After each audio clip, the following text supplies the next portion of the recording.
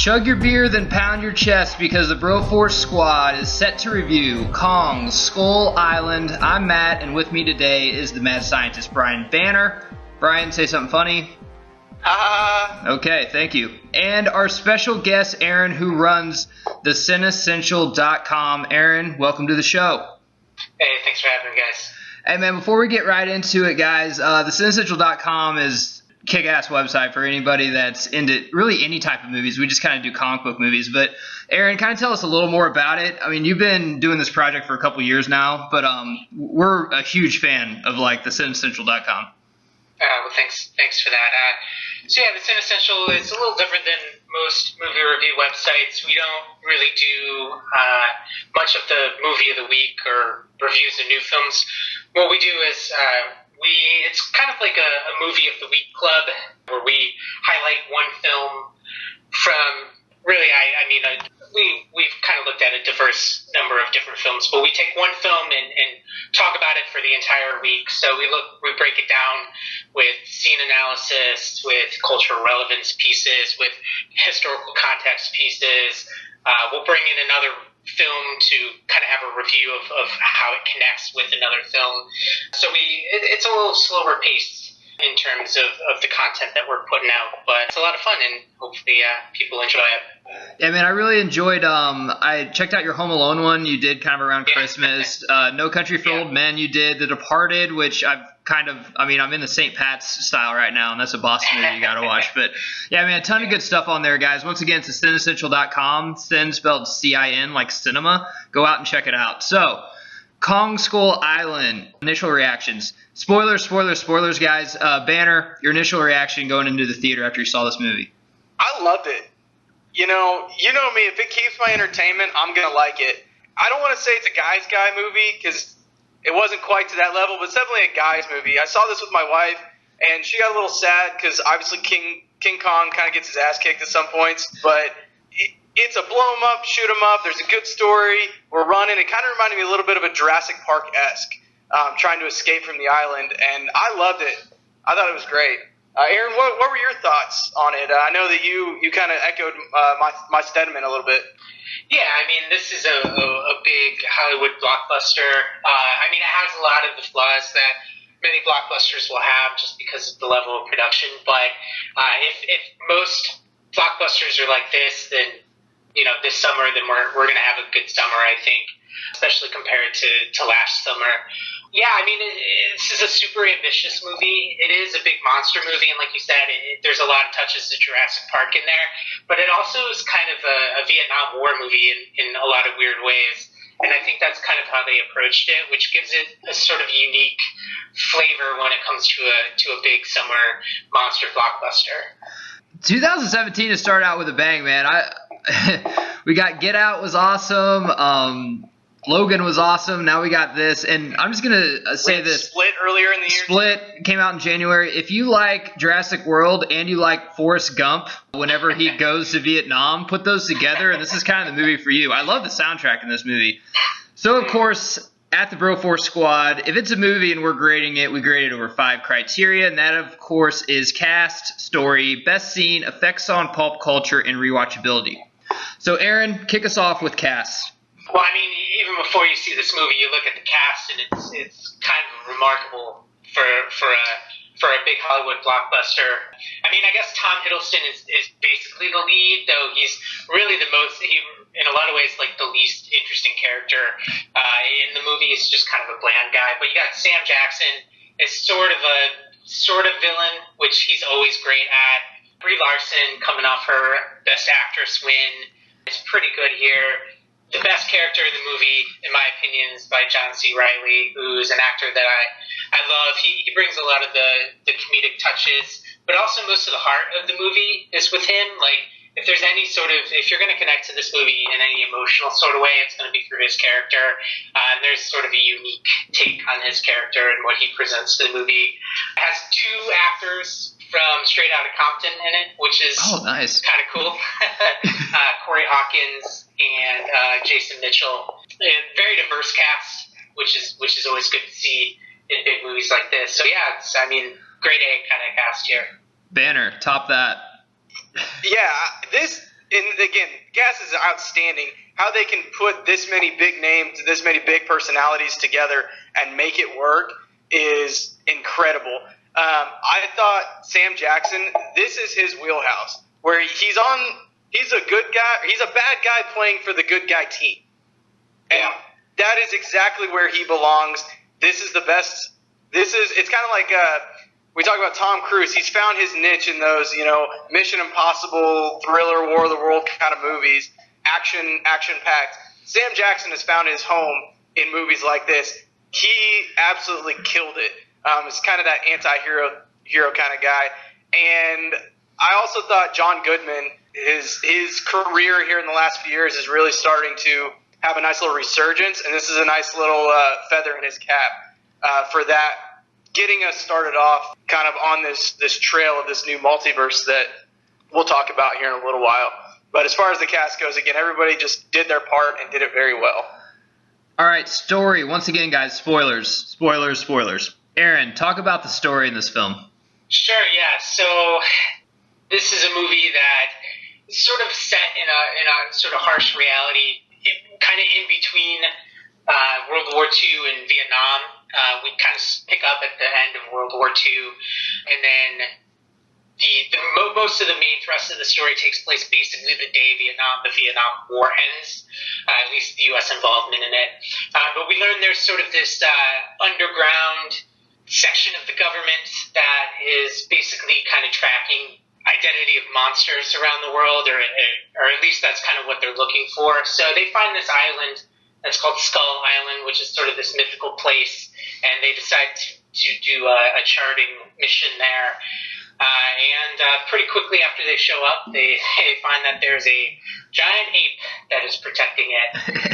So that's kind of where it picks off, and you have this great scene with all these helicopters coming in through these clouds that are surrounding this island, kind of breaks into this beautiful surroundings, and then all of a sudden there's all this mayhem going on, which is pretty cool. And then most of the movie, it is a King Kong movie, but really in its best elements, it's the subtitle of Skull Island is really what the movie is.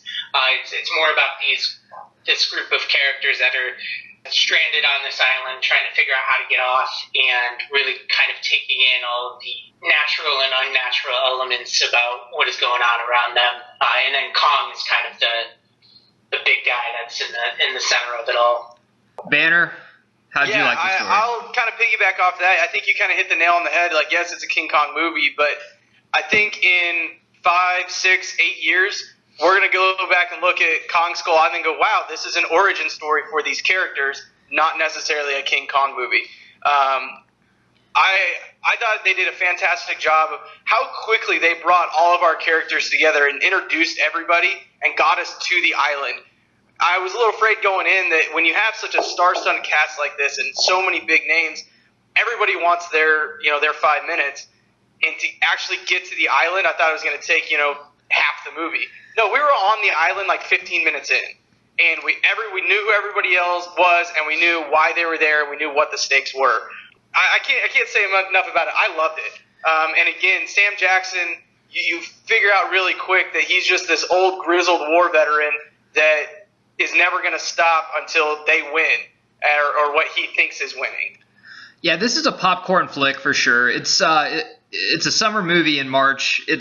The fact with the story is it goes along pretty well. You don't wait that long to see Kong. I think he's in like the first 20, 30 minutes. So yeah, I thought it went, pretty well for, you're in a King Kong movie. You don't want to wait an hour and a half to see him. Another thing, too, that I was really impressed with is they didn't really shy away from having him in it. I mean, the No. CGI, just the cost from it had to cost a ton of money, and he was in this movie. He was a main character in this movie. I was afraid that they may kind of shy away and only leave him to be in, like, the big fight scene, but they had him in a lot of other good, not as action-packed scenes, which I thought was a nice little relief. Banner, go back to you. My favorite part, best scene. My best scene, man, it's got to be when they first get to the island, when they see King Kong and they're going up. When Kong comes up, all ape shit on those helicopters, and yes, that was a pun intended. The CGI was incredible. The actors and actresses, their facial expressions and their reactions to what is going on around them, the way that they interacted with King Kong and how they're learning about this giant monster is fantastic.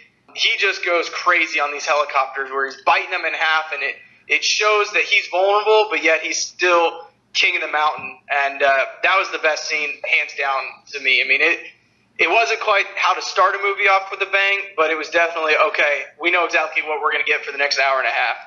Aaron. Yeah, so my best scene, it kind of comes around the midpoint of the movie, and it's when you meet the John C. Reilly character. You learn at this point that he was a World War II vet that you actually see in the very first scene of the movie. The prelude to the kickoff of what the rest of the plot is. But you find out he's been living on this island ever since, and you see that there's this whole mythology around this island, and it is sort of a big exposition dump in the middle of the movie. I mean, it kind of tells you exactly how the characters are going to feel and what's going to happen throughout the rest of the movie, but I think it does it in a pretty innovative way in terms of its narrative, and it's also once you get to John C. Reilly, it's where a lot of the humor of the film kicks in, because there's all these sort of time elements, because he's been stuck on this island. His character is basically stuck in the 1940s, where all these other characters are in the 1970s. So there's some good, what they say, they kind of refer to him as like a time travel man, because he's basically gone into the future for 30 years and doesn't really know what's happened. So that's probably my favorite scene of the film. I'm glad none of you guys took mine. Mine was actually cut out of the film. It was whenever this mother took her kid to the Cincinnati Zoo and they fell in the gorilla pit, and then they shot. If you think for a second I'm doing this without a Harambee reference, you're sorely mistaken. Wouldn't that be cool if that was in there? That'd be some like Brandon Lee stuff. Like the guy actually died on screen. Okay, last one. Aaron, we'll go back to you. Effects on pop culture, and then just a yes or no, would you rewatch it?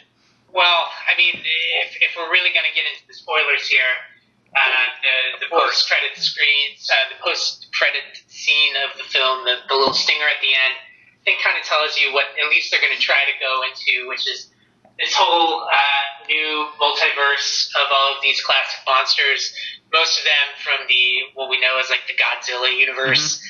So there's we get a nice little ending here where we see that Godzilla is going to be playing into this world, as well as some of the Godzilla villains like Mothra. Awesome. I don't know any of the other names, but pretty much all of the big movie monsters that we know from the past few decades. So that could be kind of fun. I mean, are we getting to a point where too many big Hollywood blockbusters are all a part of these sort of multiverses? I don't know if we're to the breaking point yet. This might actually push it. Well, we'll see. I mean, if all of these films have the vision and the style that Skull Island does, then I think we'll be all right, at least for a few of them. Yeah, Banner, before you take it, I just want to say this. After the after credit scene, I know some people in my theater were like, man, they're doing this again. I'm like, but I liked it. I don't care if every movie does it. If I like it, and I was starting to think of other monsters. I couldn't think of any besides Godzilla or King Kong that could possibly be in this, that aren't, with Marvel or DC or something like that. But hell, I like it. It's cool. It's fun. It makes me actually want to go see Godzilla again from 2014, I believe that it ties into. Banner, effects on pop culture, and would you rewatch it? Yeah, I mean, I think that if they're going to build this multiverse, which that's what it looks like they're doing, it's going to be real interesting because it's going to go up against all these other multiverses, but it's a fresh take. It's not – I mean, they're monsters. They're not really characters. So it's a different take on the multiverse. I think it's going to go over really, really well. I'm really excited for what the future holds in that. And like I said, I think that if we go back in 10 years and look at this is going to be more of an origin story than anything else. The only thing that I can see kind of going against this is if we get like a monster of the week or a flavor of the year. We have Godzilla, then we have King Kong, and then we have the next one and the next one. And there isn't a whole lot of crossover. I mean, eventually they're going to have a big crossover one. But I'm really excited. As far as rewatchability, guys, they already have my money. I'm going to go buy it when it comes on DVD, Blu-ray. I don't know where I can sign up or pre-order it. I know that's opening weekend, but I'm going to buy it. I thought it was fantastic. This will definitely be on FX in like a year and a half, and I'll watch it for sure. All right, guys. It's definitely one of those kind of movies. Oh, yeah, for sure. We'd like to thank our guest, Aaron. He's at thecinessential.com. Check out his stuff for sure. We're the Bro4 Squad. All of our stuff can be found at bro4squad.com. Subscribe to us on YouTube and iTunes. Check us out on Twitter at Bro4Squad, and give us a like on Facebook. Until then, we'll catch you later.